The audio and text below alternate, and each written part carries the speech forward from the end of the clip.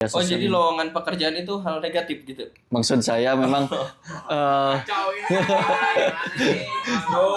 kemarin-kemarin juga gitu kan, ketika panas-panasnya demonstrasi, banyak juga beberapa influencer yang ternyata mereka ditawarkan untuk membuat statement yang pro, dan tawarannya tuh wow juga gitu kan, sampai nembus angka ratusan juta.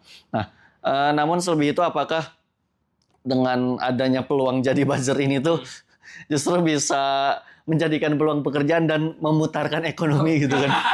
Assalamualaikum warahmatullahi wabarakatuh. Waalaikumsalam warahmatullahi wabarakatuh. Selamat datang di Harmoni Podcast. Ngobrol dari hati, menginspirasi dengan arti.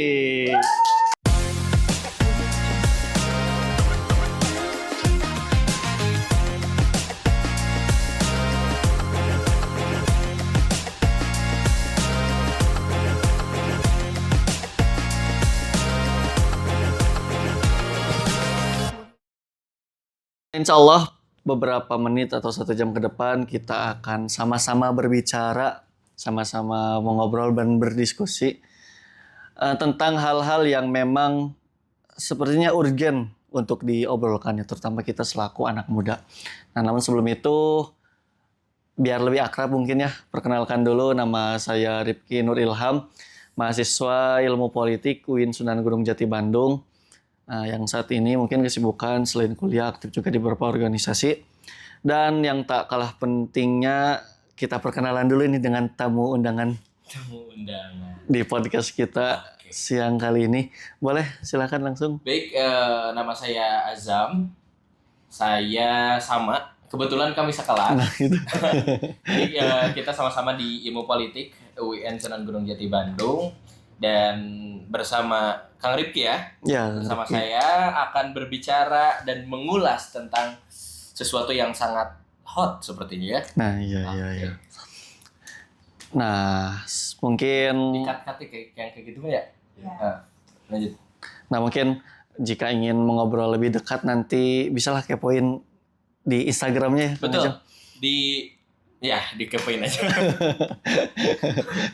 Nah, ada beberapa hal yang menarik untuk kita diskusikan, ya. Selepas mungkin kita sudah ketahui bersama gimana kondisi Indonesia, negara kita akhir-akhir ini, ya. Mungkin setelah demonstrasi yang berkepanjangan, yang bahkan sampai ada korbannya, ada korban jiwa, dan yang paling hotnya tuh kan demonstrasi yang akhirnya membakar fasilitas-fasilitas gedung-gedung DPR. Nah, ada topik yang muncul dan memang ini harus kita diskusikan, yaitu mengenai politik. Baik. Nah, nih Kang Ajam, banyak mungkin kan anak-anak muda atau bahkan mungkin dari kalangan tua, pasti ketika mendengar kata politik, ya seringkali dikaitkan dengan hal-hal negatif. Betul. Politik itu kotor, politik itu buruk lah, dan semuanya gitu kan. Pokoknya disandingkan dengan hal buruk. Nah, namun ada satu pertanyaan. Nah, yang mungkin memang harus kita ulas. Sebenarnya politik itu apa sih? Belakangan ini ada satu kata yang sangat perlu kita ulik. Satu kata yang mungkin banyak anak muda alergi terhadap kata tersebut. Mungkin kita sudah banyak tahu ya terkait ilmu politik atau politik itu sendiri.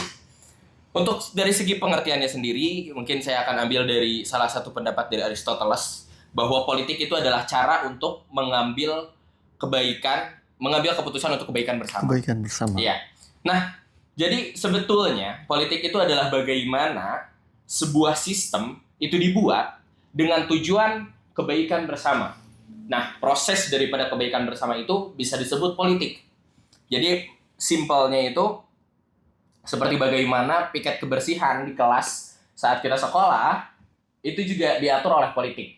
Atau semisal kayak nasi yang setiap hari kita makan, di satu piring kita setiap harinya, itu ada proses politik hadir di sana. Hingga pada akhirnya politik itu bukan menjadi sesuatu yang kotor. Atau mungkin anak muda sekarang alergi terhadapnya, tapi seharusnya politik itu secara definitif itu pengertiannya adalah bagaimana tujuan kebaikan bersama itu tercapai. Yaitu mungkin hal-hal besarnya bisa kita temui setiap 5 tahun sekali ya kalau di Indonesia ya. Ada pemilu, pilkada, seperti itu. Pesta demokrasi. Pesta demokrasi kayak gitu. Nah, namun yang menjadikan politik ini disandingkan dengan hal-hal negatif, apakah itu kotor, apakah itu buruk, sebenarnya ini dari faktor apa sih, Kang Ajam? Sebetulnya persepsi kenapa politik itu dianggap jelek itu bukan hal yang aneh. Bahkan bisa kita sebut itu tidak menjadi sesuatu yang mengagetkan untuk akademisi politik ya. Karena seperti yang kita lihat bersama bahwa para politikus-politikus pemegang kebijakan itu mereka banyak yang tidak menunjukkan sikap politik yang baik. Ada yang saling memperebutkan kekuasaan dengan cara-cara yang kotor. Ada yang misalkan melakukan korupsi, nepotisme, dan lain sebagainya. Nah, itu yang justru menginterpretasikan politik sehingga masyarakat menganggap bahwa politik itu adalah hal yang kotor, khususnya anak muda ya. Oh iya. Anak muda kan seperti yang kita ketahui bersama mudah skeptis. Dan sifat skeptis daripada anak muda itu hadir sehingga menimbulkan pandangan buruk terhadap politik itu sendiri, melihat pemimpin-pemimpin atau pemegang kebijakan yang duduk sekarang di kepentingan-kepentingan politik bersifat seperti itu. Oh ya, jadi sebenarnya yang menjadikan politik ini disandingkan dengan kata kotor atau buruk, busuk lah gitu kan. Karena ternyata yang terjadi saat ini para politikus-politikus ataupun aktor-aktor yang aktif di politik itu justru tidak bertanggung jawab. Jadi kendatinya memang ilmu politik ya sebuah keilmuan, tidak bisa kita judge bahwasanya ilmu ini tuh kotor. Mungkin ya kayak yang baru terjadi kemarin-kemarin gitu kan, yang katanya kita kuras uang negara gitu kan. Nah ini justru ini yang menjadikan politik itu dianggap kotor ya. Betul. Tapi kalau misalkan kita mengeneralisir politik itu kotor, maka itu bukan hal yang benar yang dapat dibenarkan. Karena tanpa hadirnya politik, mungkin kita tidak bisa makan nasi setiap harinya.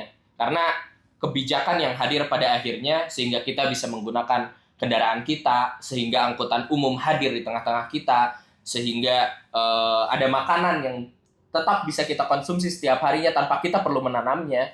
Itu ya hadir melalui proses-proses politik. Kebijakan-kebijakan yang hadir dari pemerintahan kan memang terlahir daripada proses politik. Oh gitu. iya.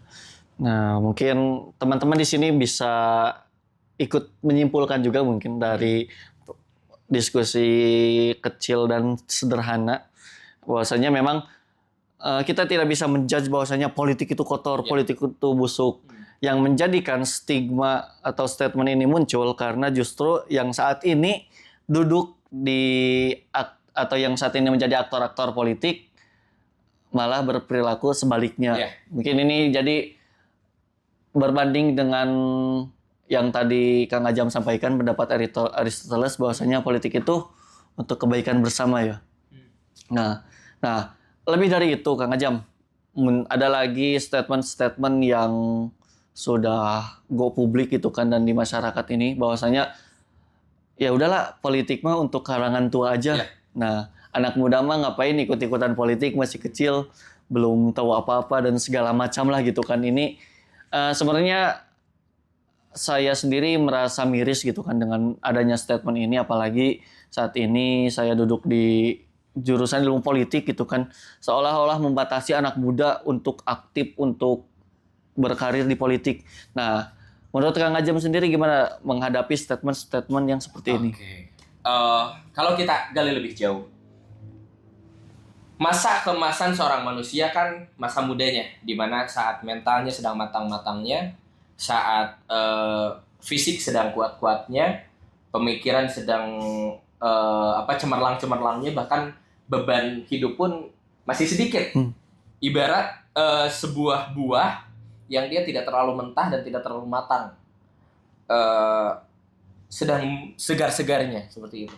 Nah, ketika anak muda terjun ke dalam politik, maka harapan besar yang hadir di sana adalah politik yang segar, politik yang memberi nafas baru, sehingga politik yang hadir di masyarakat itu bukan politik yang stagnan yang seperti kita lihat belakangan ini gitu.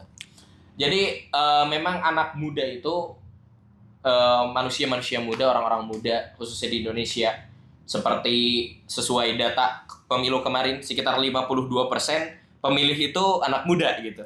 Sehingga ini menunjukkan bahwa peran anak muda sekarang itu bukan yang harus dianggap sebelah mata. Peran pemuda yang justru harusnya bisa menjadi katalisator perubahan diharapkan untuk bisa memegang jabatan-jabatan strategis agar kedepannya politik bisa jauh lebih baik seperti itu. Iya, iya. Berarti memang peran anak muda ini tuh cukup strategis dan memang penting ya. Soalnya memang di beberapa diskusi-diskusi di kampus juga banyak beberapa yang memang padahal mahasiswa gitu kan. Mahasiswa yang justru malah skeptis pada perihal-perihal politik ini gitu kan.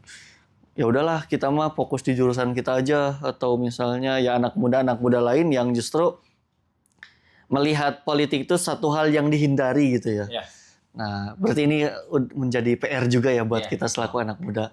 Nah, teman-teman yang hadir di saat ini ataupun teman-teman yang nonton nantinya, saya yakin mungkin kebanyakan yang nonton di sini pastilah anak muda lah gitu kan. Nah, kalian tentu sangat diharapkan untuk terus aktif, untuk setidaknya melek politik lah ya. Melek politik tidak hanya ya ketika ada kebijakan dari pemerintah yang memang harus dievaluasi. Dengan kita tahu politik, kita bisa setidaknya sadar gitu kan bahwasanya politik ini tuh kebijakan ini tuh kurang pas di masyarakat, atau misalnya kebijakan ini tuh tidak seharusnya bahkan. Nah, dengan kita mengerti politik, ya tentunya itu salah satu bentuk kepedulian kita terhadap negara ya kan. Luasnya mungkin terhadap bangsa ini. Kemudian Kang Ajam, di saat ini di era globalisasi, tentunya kehadiran media sosial ini tuh pastinya memberikan impact kepada politik itu sendiri. Ya, dimana mungkin dengan adanya media sosial, banyak para influencer yang meng-up atau menghadirkan suara-suara rakyat yang memang terpendam gitu kan. Ya, media sosial ini tentunya bakal mengubah perspektif politik itu tuh seperti apa dan bagaimana. Nah, lebih jauh mungkin ketika kita menelaah lebih dalam, tentunya suatu hal ada dampak positif, dampak negatifnya juga. Ini yang harus diperhatikan tentunya. Nah, dari Kang Ajam sendiri misalnya ketika mendengar saat ini zaman sudah begitu berkembang, informasi keluar masuk tanpa bisa dihentikan. Apa sih yang nantinya menjadikan perspektif baru terhadap politik ini dari kehadiran media sosial? Sebenarnya ini menjadi pola baru dari kehidupan berpolitik. Dengan hadirnya media sosial, justru ini ada peluang baik yang besar yang bisa kita dapatkan dan masyarakat dapatkan. Dengan hadirnya media sosial, pola-pola baru yang muncul justru lebih bisa menggugah anak muda pada khususnya, kemudian masyarakat luas pada umumnya. Seperti yang terjadi pada kemarin, yang tuntutan 17+8, itu kan justru hadir bermula dari tokoh-tokoh influencer di media sosial yang menyerukan tuntutan hingga akhirnya dirangkum menjadi 17+8 tuntutan. Nah, pada akhirnya yang kita lihat bersama bahwa aksi-aksi yang terjadi di lapangan, baik itu di Jakarta, di Bandung, atau sampai bahkan di Makassar, yang sampai terjadinya pembakaran terhadap gedung DPRD di sana, itu yang saya lihat justru impact-nya terhadap perubahan kebijakan itu sendiri ada, cuman tidak sebanyak apa yang dilakukan oleh teman-teman influencer di media sosial terkait 17+8.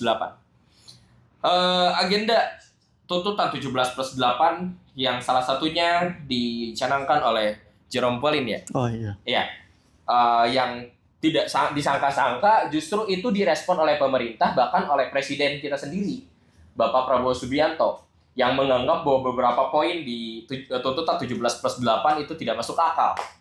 Tapi yang saya lihat di sini pola baru ini cukup menarik, bahwa media sosial itu ternyata pada akhirnya mampu mengekspansi massa dari ratusan ribu bahkan jutaan masyarakat di Indonesia gitu. Yang sebelumnya mungkin kita lihat di masa 98 ada tokoh-tokoh seperti Munir atau Fahri Hamzah dan lain sebagainya yang sehingga bisa mengekspansi masa pada masanya. Tapi sekarang justru lebih bisa didominasi oleh media sosial itu sendiri, yang respon oleh pemerintahnya pun cukup baik, baik itu eksekutif ataupun legislatif. Nah ya, sehingga muncul statement di masyarakat ya, no viral no apa gitu. No viral, no justice. Oh, no viral no justice. Memang hadirnya media sosial ini tuh membantu sekali gitu kan untuk masyarakat mengemukakan suaranya, pendapatnya, ya. Bahkan ya sampai-sampai kalau gak viral mah gak bakal didengar. Ya. Atau mungkin media sosial ini juga ada beberapa dari pemerintahan yang memang memanfaatkannya gitu kan, ketika terjun ke masyarakat, ketika membuat kebijakan, betul. seperti gubernur, salah satu kepala daerah di Indonesia. Kepala daerah di Indonesia ya. Ya yang mungkin memang tentunya dia sudah menganalisis gitu kan masyarakat, sehingga media sosial ini menjadi salah satu alternatif.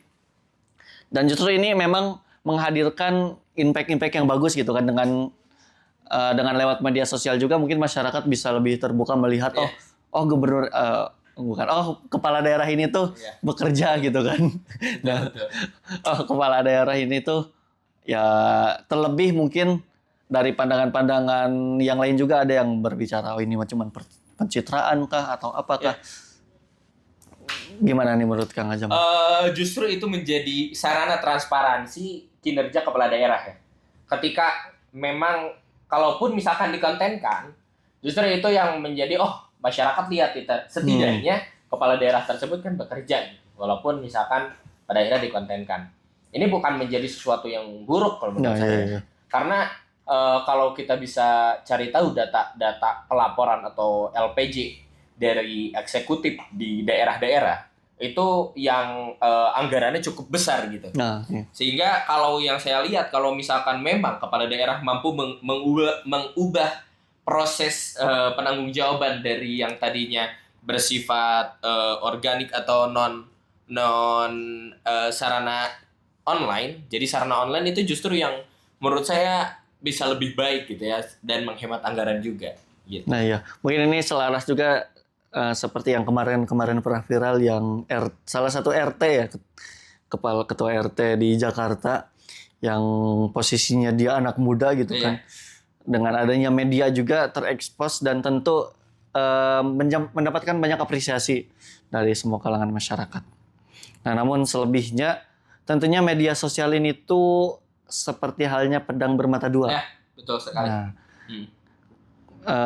ketika kita sudah mengulas sisi-sisi positifnya, tentunya ya pasti ada kan. Untuk negatifnya ya mungkin yang saya ketahui dengan adanya media sosial ini tuh membuka lowongan pekerjaan baru ya. Oh iya. Apalagi dekat-dekat pemilu ada lowongan menjadi buzzer. Jadi buzzer, betul. Nah ini salah satu mungkin sisi negatifnya lah, atau hadirnya media sosial. Oh jadi lowongan pekerjaan itu hal negatif gitu? Maksud saya memang maksud saya dengan lowongan pekerjaan di sini saya maksud ya cuma istilah gitu kan. Ya, dalam artian tentu dengan adanya media ini tuh banyak yang menggunakannya tidak beramanah. Nah, dan pendapat Kang Ajam sendiri mengenai apa sih munculnya gitu kan buzzer-buzzer ini atau hal-hal lain dari media ini? Ini salah satu daripada bentuk pola baru dari politik itu sendiri yang telah tadi saya sebutkan. Bahwa pola baru ini merujuk pada bagaimana caranya mengubah persepsi sehingga hadirnya sebuah gerakan-gerakan di tengah masyarakat kita belakangan ini. Kalau yang kita lihat sisi negatifnya daripada media sosial itu sendiri ya terkait buzzer tadi yang sudah disebutkan, buzzer itu sendiri bagaimana pada akhirnya mengubah pola pikir masyarakat yang mungkin sebelumnya mendukung sisi A hingga yang sekarang mendukung sisi B. Nah, ini algoritma. Jadi kita sebut algoritma seperti ini yang bisa pada akhirnya digunakan sebagai alat oleh pemerintah untuk mengubah atau mentransformasikan pola pikir masyarakat sehingga ditakutkan masyarakat itu terpengaruh gitu. Tapi di samping daripada itu, media sosial adalah hak semua orang bisa mengaksesnya, semua orang bisa mencurahkan pemikirannya, argumentasi, opini, bahkan pendapat sekonyol apapun itu bisa disampaikan melalui media sosial, yang justru itu membuat demokrasi itu bisa lebih hadir di sana. Kalau kita lihat media massa pada umumnya seperti televisi ataupun radio, itu yang justru mudah untuk mendapat propaganda gitu ya. intervensi daripada pemerintah. Berbeda dengan media sosial. Mau sekuat apapun intervensinya dari pemerintah, justru tekanan dari masyarakat akan semakin tinggi. Seperti yang terjadi di Nepal. Saat adanya pembatasan internet atau media sosial, justru yang hadir di sana adalah pemberontakan yang lebih masif, atau kita jangan sebut pemberontakan, aksi yang lebih masif daripada generasi Z-nya. Ini menunjukkan bahwa pola digitalisasi dalam politik itu perlu dipelajari mendalam oleh kita. Jadi bagaimana kita bermedia sosial itu hadir di sana pengaruh-pengaruh politik yang jangan sampai kita terpengaruh hal-hal negatifnya seperti itu. Oh, siap. Memang kehadiran media sosial ini sebenarnya memang sangat berperan di tengah kita Indonesia ini sebagai negara demokrasi. Iya, betul. Nah, namun ada tadi mungkin statement saya yang cukup menarik mungkin karena saya berbicara tentang buzzer ini lowongan pekerjaan. Soalnya memang ini pengalaman pribadi saya ketika ada teman saya yang justru ketika dekat-dekat pemilu tuh dia memang menjadikan itu tuh sebuah wah ini ada lowongan pekerjaan jadi apa jadi buzzer lumayan. Nah, dan memang di kemarin-kemarin juga gitu kan ketika panas-panasnya demonstrasi banyak juga beberapa influencer yang ternyata mereka ditawarkan untuk membuat statement yang pro dan tawarannya tuh wow juga gitu kan sampai nembus angka ratusan juta. Nah, namun selebih itu apakah dengan adanya peluang jadi buzzer ini tuh justru bisa menjadikan peluang pekerjaan dan memutarkan ekonomi gitu kan? Memutarkan ekonomi ini karena memang di beberapa hari kemarin gitu kan ada salah satu dosen juga yang dia berstatement mungkin ketika ada korupsi yang skala kecil-kecilan di masyarakat justru itu bisa memutarkan ekonomi. Nah gimana nih pendapat dari Kang Azam? Kalau pendapat saya ini seperti hadirnya cukai rokok. Salah satu pendapatan dari pajak terbesar di negara kita. Kalau kata Bapak Menteri Purbaya, cukai rokok itu 57% dan katanya terlalu tinggi. Iya, Firaun lu. Firaun lu. Yang saya lihat justru ketika ini hadir di tengah masyarakat kan itu ada dua sisi ya. Dua sisi. Satu sisi yang membangun, yang satu sisi destruktif. Ya mungkin sisi yang merusaknya lah. Iya. Ketika memang kita lihat hadir ada posisi positifnya tadi membuka lowongan pekerjaan. Tapi enggak yang sesimpel itu kita bisa lihat. Karena apa? Karena tidak semua orang atau semua masyarakat itu memiliki akses terhadap pekerjaan itu. Iya. Kayak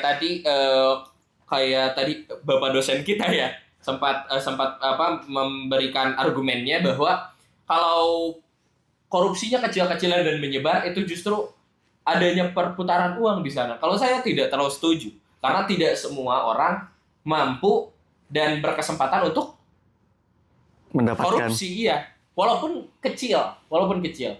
Karena kalau misalkan korupsi itu terjadi secara masif dan masanya banyak yang korupsi, justru sifat kerusakan itu akan semakin besar. Oh, iya. Karena hadir di sana ketidakpercayaan yang tinggi, hadir di sana ketidaktanggung-jawaban setiap individu, bahkan kan kita tidak hanya yang dia mah korupsi, dia mah baik. Kalau posisinya seperti itu maka semua orang akan korupsi, karena ketika tidak korupsi akan tertinggal kayak gitu. Jadi saya yang tidak setuju dengan statement seperti itu. Nah, memang ketika kita membahas tentang korupsi ada hal yang cukup menarik gitu kan, ketika kemarin yang adanya penjarahan gitu kan, ya di para rumah-rumah anggota dewan. Siapa itu penjarahan? Ya. Uya ya. Aduh. Nah, yang oleh masyarakat mungkin ya kabarnya gitu kan, masyarakat yang menjarah. Dan sebenarnya ini salah satu perilaku yang memang tidak beda jauh mungkin dengan korupsi gitu kan. Iya.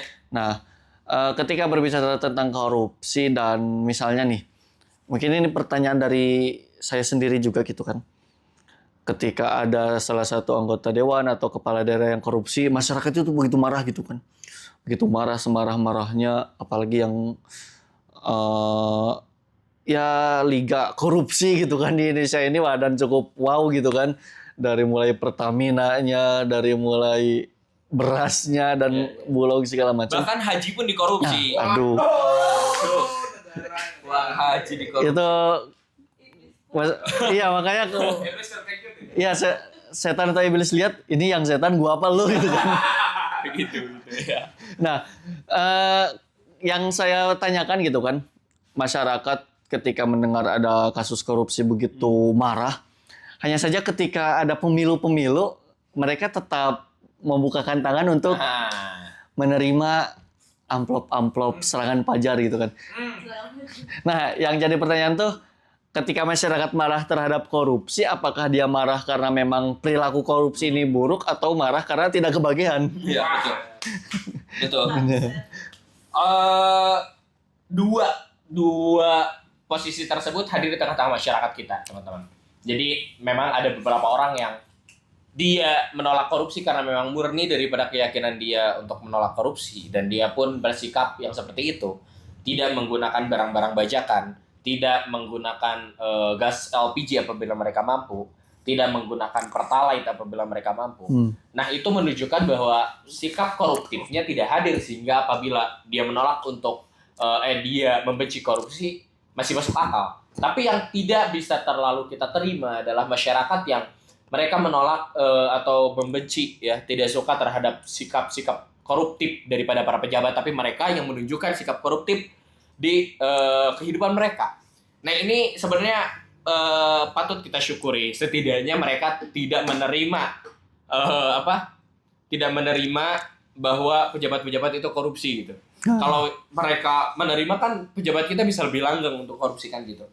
Sehingga yang perlu dirubah itu bukan sikap merekanya, tapi kita ubah budaya koruptifnya dari skala terkecil dulu. Dari bagaimana misalkan seperti anak sekolah melaksanakan piketnya sesuai jadwalnya, atau membayar kas mungkin ya. Kita sulit ya sebenarnya. Cuman itu adalah salah satu upaya kita untuk mencegah korupsi sejak dini sebetulnya. Karena korupsi di Indonesia itu udah bukan lagi sesuatu yang tabu. Itu sudah menjadi budaya gitu. Yang perlu kita perbaiki. Seperti itu. Ya, tentunya ternyata memang banyak juga pola-pola yang hadir di masyarakat. Dan ternyata itu tuh salah satu bentuk koruptif. Iya, ya. Betul. Nah, ini PR juga ya, bagaimana apalagi tentang money politik ya, apalagi money politik yang memang harus gembor-gembornya diedukasi ke masyarakat. Nah, memang ketika kita membahas korupsi ini kayaknya memang tidak akan habis-habis pembahasannya, karena korupsinya pun tidak habis-habis. Parah sih. Ini tamu undangan nggak dikasih air gitu? Iya ini gimana ini? Air. Sponsorin nggak nih? Waduh, ini belum masuk sponsor ya, belum masuk sponsor. Tutup. Yang duduk di kursi tidak korupsi, ya kita juga harus berupaya bagaimana di masyarakat kecil ini tuh hilang juga korupsi. Ya karena pemimpin itu cerminan rakyatnya. Itu memang Ya. wajar aja. Kita harus ubah rakyat. Iya. Nah, betul. Dia harus ubah rakyatnya. Harus ada dari akar rumput, ada juga dari atasnya. Gitu. Jadi dua arah lah gitu. Iya. Nah, mungkin setelah beberapa hal yang kita diskusikan, ya, ada poin penting yang tentunya harus kita ketahui sama-sama ya. Bagaimana mungkin kita yang saat ini menjadi generasi muda, menjadi anak muda, dibingungkan dengan media sosial yang sudah susah dibedakan mana fakta dan mana hoax. Gitu. Kemudian dengan kondisi yang sejauh ini masih banyak anak muda yang skeptis terhadap politik gitu kan. Nah, diumpamakan seolah-olah kayak anak muda sekarang tuh lagi di persimpangan jalan gitu kan. Tentunya banyak yang kebingungan dan banyak juga yang gelisah ini arahnya tuh kemana gitu. Nah mungkin dari Kang Ajam sendiri gitu kan ketika berbicara Baik. anak muda ini saat ini harusnya gimana sih gitu kan? Oke. Mungkin ada dua ya, tadi betul persimpangan jalan antara mereka menjadi peduli dan aktif serta berperan dalam politik, dan yang kedua tidak peduli, acuh tak acuh, dan juga tidak berperan di politik. Sebenarnya kita tidak perlu yang mengambil dua-duanya, yang aktif banget, yang enggak banget. Kita bisa pilih di tengah-tengah gitu, antara yang kanan dan yang kiri itu istilahnya. Maksud saya, sebenarnya anak muda ini ketika memang mereka bisa ada peran lebih di dalam politik, maka terjunlah berpolitik. Apabila mereka merasa kurang pemahaman mereka terhadap politik, saya mah lebih senang di teknologi, yang berperan di sana. Sehingga pada akhirnya kita bukan yang anti, kita menjadi kita berperan di sana, atau yang menjadi pengamat di sana, sehingga akhirnya anak muda itu perannya bisa lebih ada di politik itu sendiri. Karena gini, kalau misalkan kita yang terlalu bodoh amat atau yang terlalu tidak peduli terhadap politik itu hadir di tengah-tengah kita dan dekat sekali dengan kita. Setiap minum yang kita minum setiap harinya, kan tadi yang telah saya ucapkan di awal, setiap nasi di piring kita yang kita makan setiap harinya ya, itu hadir karena faktor-faktor politik. Kalau teman-teman anak muda tidak peduli terhadap politik, bisa jadi iPhone dilarang lagi di Indonesia. Kayak gitu kan, seperti iPhone 16 telah launching di Indonesia kan. Iya. Atau bahkan kita bisa jadi pajak kendaraan bermotor, pajak kendaraan motor bisa jadi 5 juta setahun kan gitu. Waduh. Beat 5 juta setahun kan, aduh. Kacau. Maka dari itu ya, nah teman-teman muda harus yang peduli terhadap politik, baik terjun secara langsung dalam politik ataupun menjadi pengamat dari jarak jauh gitu. Karena dua-duanya ini adalah sisi strategis gitu. Kita jangan yang sampai tidak peduli banget, karena ya itu sangat dekat dengan kita dan sangat berpengaruh terhadap setiap lini kehidupan kita, kayak gitu. Nah, teman-teman di sini sudah bisa mendapat kesimpulan gitu kan, bahwasanya teman-teman yang hadir ataupun teman-teman yang nonton dari rumah, kita harus sudah mulai sadar politik. Ya. Setidaknya mungkin yang tadi saya sampaikan, setidaknya melek gitu kan, tidak buta-buta banget gitu ya terhadap politik. Apalagi kita yang sesuai prediksi Indonesia akan mendapatkan bonus demografi. Nah, sebenarnya ini memang menjadi pertanyaan besar juga gitu kan. Apakah ketika Indonesia mendapatkan bonus demografi, apakah akan menjadi Indonesia emas atau Indonesia cemas? Ya, melihat anak muda sekarang gitu kan. Namun rasanya gitu kan ketika kita melihat demonstrasi kemarin yang memang cukup wow di setiap daerah, yang kebanyakan memang dipelopori oleh anak-anak muda. Ya.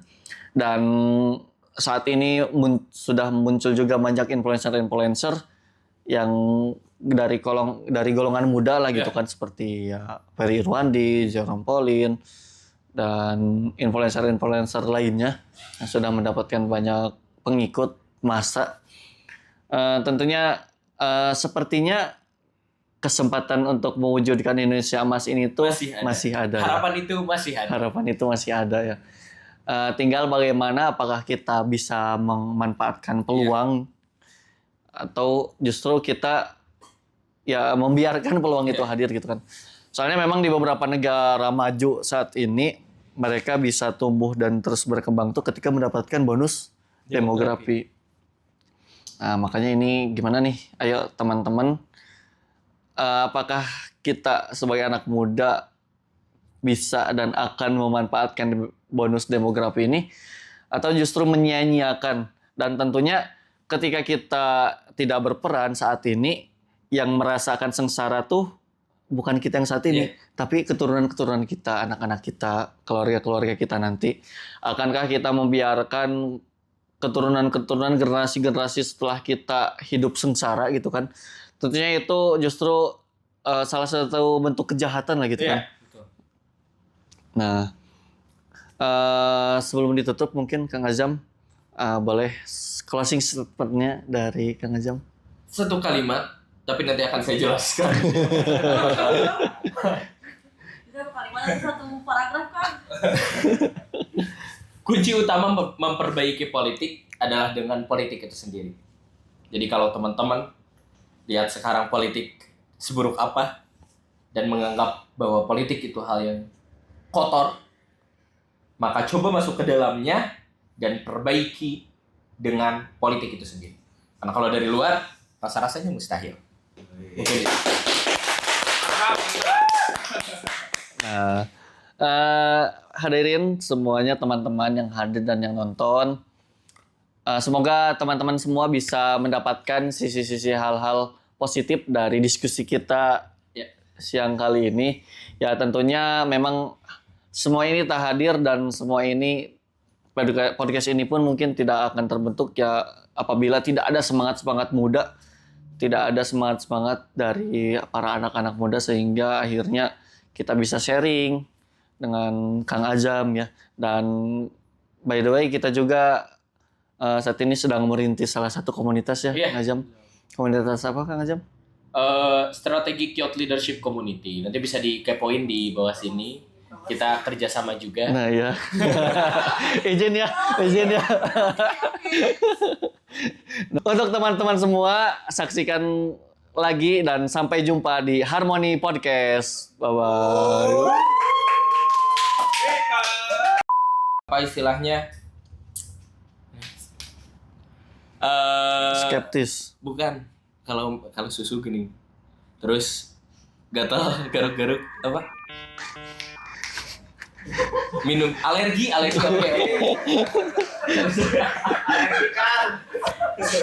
Bantu lah.